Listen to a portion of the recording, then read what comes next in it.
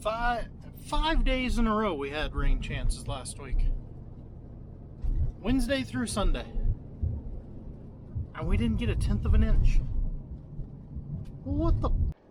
Morning. Welcome to Monday. The statistical probabilities of going 0 for 5.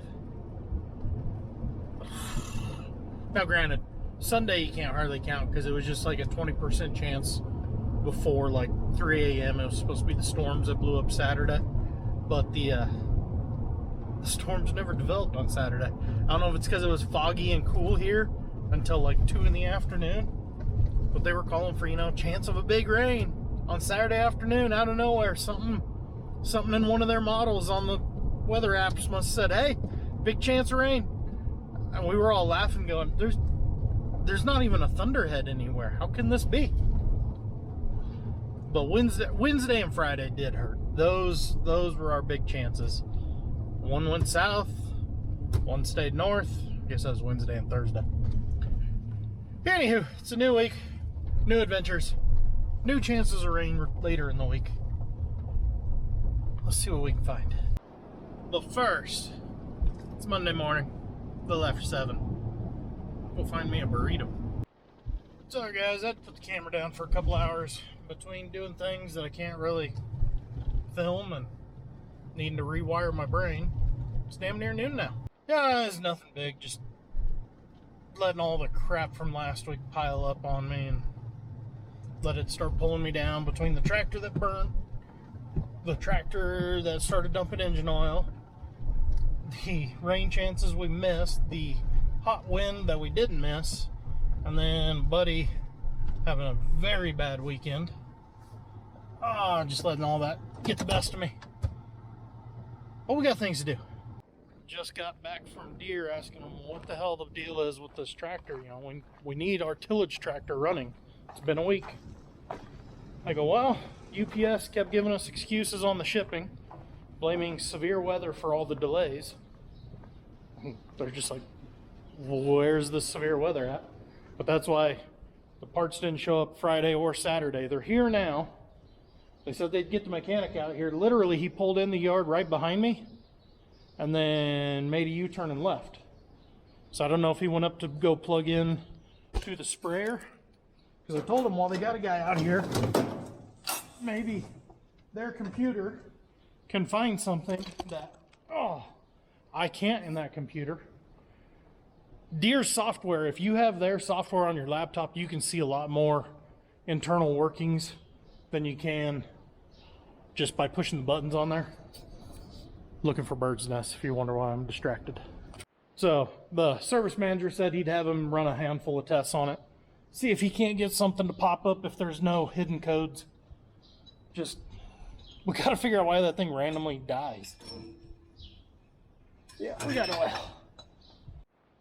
But yeah, so parts are here. Hopefully by end of the day today, he's got that thing about put back together. If not put back together, that'd be really handy to have a tillage tractor running. I was told, unhook the spreader, get that tractor running tillage. But he goes, don't bother cleaning it off. We're going to use it here in a month. As soon as we chop some of these fields, we're going to spread manure. Bart and I are both saying, bullshit. But who knows, maybe we will. I don't know. Happy to report that we are bird nest free. So now the big project for me, because Cameron's making the cloud of dust over yonder's running the cultipacker, getting more fields ready for the finisher. My project today is going to be going through the computer on this, getting everything programmed. There's stuff you got to do every year, and then the stuff you should never have to redo once you get it established on your tractor, I got to go through again because I still have a few issues that I never got worked out. This is year 3 now running this planter on this tractor. It took me about 2 years to get everything dialed in on the last tractor because there's a lot of settings that I screw up apparently, trying to make the two things talk to each other. So I got a lot of work to do. Let's see what we can get done here before lunch. I'm already freaking hungry. Yeah, okay, make the jokes like that. I know. I'm waiting on everything to boot up. Thought just occurred to me. So last Monday I said, Paranoid this week because Tuna's gone. Tuna and the boss are back. They had a good time down hanging out at the Gulf. But I didn't tell him about the John Deere tractor until yesterday. He goes, "Hey, where's that 360 at?" Well, my hope was it would already be fixed by the time he got back, and then I wouldn't have to tell him until the bill showed up. That just, things didn't work out that way. But as I said, I have a right to be paranoid. Look at the problems this time. Yeah, it wasn't irrigation other than the usual random, center drives, crap like that. One tractor tried to burn down, and one tried to explode tried to ruin an engine by dumping out engine oil. That's kind of two big things that we don't normally have. Anyhow, I'll wait on computers. I think I found the one that gives me the most trouble. Just got out and measured it. I'm going to put that at a 103. Set as a distance from where the seat comes out of the planter to the corrected GPS signal, which on my tractor is the rear axle. Maybe that'll fix a lot of my problems. That's why you gotta go through it. There's 100 screens you gotta flip through, but you never know what could have been off. I've adjusted one other measurement, but yeah, I'm just gonna sit here and keep going through this slowly. Verify. Rear assist. Left speed sensor. No. Downforce. Yes. Working condition. Corn. Holy shnikes. I think Glenn found one wire that was definitely a problem. I haven't had my low seed warning for years. 5 years. We've replaced the sensor. It did nothing. All of a sudden, out of nowhere, it just gave me a low seed warning. So that's something positive, right? I still don't know if all the other ones are right, but that one's right. Oh, that's a good sign. There's a vacuum firing up. It's not going to pull a good vacuum because there's no seed in the planter. But it kicks on. It's a start. Okay. I think this thing is ready for seed in the field now. Because the other thing we did since we changed all the discs that open up the seed slice, they all get recalibrated up as high as they'll go. So now my job is I got to crank them all down and sit there and go through and dig up every row to get them all matching. So that way they'll be all the same. And then I know, hey, I need to go down a 1/4 of an inch. I can go pop them all, run them all one turn. Now they'll all be a 1/4 of an inch deeper. That's kind of a slow process. And I'm not going to do that right now. So I'm going to put this away. I'm going to grab that 4-wheel drive and go see if we can't wiggle that thing back into a shed somewhere. Sound like a plan? Okay, now we got us a little bit of a pickle. So the end bay over there is empty, but with that dirt berm there, I can't really back up to it straight, and I need a straight shot with that thing. And if you remember, the duals do fit inside these posts, but barely. I'm also really confused. Bart and I are both real particular, and both of these balers were backed in here straight. And now neither one of them is straight anymore. And that's kind of bugging the hell out of me. But anyways, one problem at a time. Obviously, hopefully the tire's still okay. I don't know. It's sat flat long enough, it might be ruined now. So, you'd say, well, why not just put it right here? Well, I'm kind of hoping to get rid of a lot of this oats that we've got piled up in here when we get the last couple bales out. So I'd rather not put it here, which means I need to put it there, but I got bales. So I'd just say piss on it and back it in and block the bales. Because I was told, do not clean it up. We're going to be using it here in a month. As we chop wheat, we're going to spread some manure.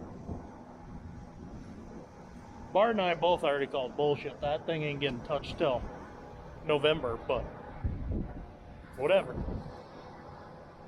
I want to put it there and block in bales so that way we can clean up our mess. Freaking birds and mice, man. They've been living in them bales. It's the other downside of trying to store bales and equipment in the same shed. Rodents. Yeah, she's snug. Did I hit the bales? I didn't feel it hit the bales. Oh, I am good. Pure dumb luck. Alright, somebody want to come pick up this 200-pound jack for me and put it over there? Pretty please? Fine. Other than having to fight with one hydraulic line, that went easy. Last year, that really sucked. I don't know. I was expecting much worse. So, come over here. We're 350 hours in on our last oil change. Because we were trying to finish manure, and then we were going to service this. Well, since that grand theory, had 2 tractors go down. Deer still isn't. He followed me out here, made a U-turn and left, and we haven't seen him since. And that was at 10 o'clock this morning, or 10:30, 11, whatever. Now here it is, 2:30. Still nothing. So zero progress being made on that tractor. We need it out of the way to pull this one in to change the oil. So I don't want to hook this up to anything. Just talking to Glenn, I guess I'll just go park it back in the shed then, so that way it's ready. Whatever. Okay, Deer just showed back up at the shop. We'll see how he gets along there. Equipment wise, there's not much else I can do, so what I'm gonna do now, I back that out of the way. I'm gonna go and hook the marker, get the weed chopper there around the corner hooked back up, because, well, mustard has everything looking ugly. I don't like looking at that yellow nasty stuff. There we go. Hydraulics are hooked up all backwards, but you know, you win some, you lose some. It's almost 3:30. Figured just spend the rest of the afternoon mowing. Maybe by tomorrow, Deer will be done, and we'll have another tractor. That'd be handy. See what I mean? I can't stand looking at that stuff. But I'm not going to mow the whole corner. I'm just going to mow the bar pit here. It looks so much better.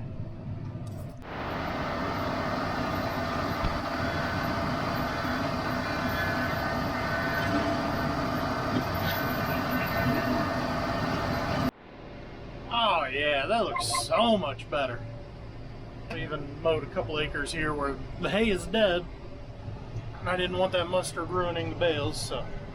And I got a little bit of mustard scattered throughout there. It might be thin enough.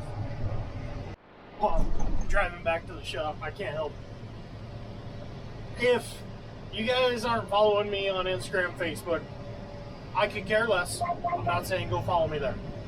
If you have Facebook though, go to the High Plains Farmer page, and this won't be posted for like 3 weeks, so scroll down a ways.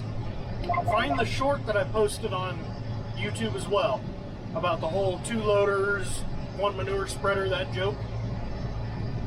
Get you a bowl of popcorn and go enjoy the show. Oh my god, the comment section. Oh, I was having fun this weekend messing with the trolls. The trolls are fighting the trolls. It's friggin' hilarious. When I looked this morning, it's up to like 800,000 views and 60 comments. And I've got notifications all day today of more comments, so it's still going. Go check it out. It's well worth the read. Alright, let's go see what the guys got done on the chopper and what Deer's managed to get done on the tractor. Wouldn't be a pleasant surprise if the tractor was done. I'm not holding my breath. He had a lot to do. Not getting here till 2 didn't help that time frame. But maybe they're at least got the engine sealed up so we don't have to worry about the dirt blowing around in there anymore. That'd be nice. That's a good time. By God, he's gonna stick around till that thing is done. Doing all the pressure testing, make sure he doesn't have any water leaks. It's 6:30. He'll be out of here before 7 as long as nothing's leaking. Impressive.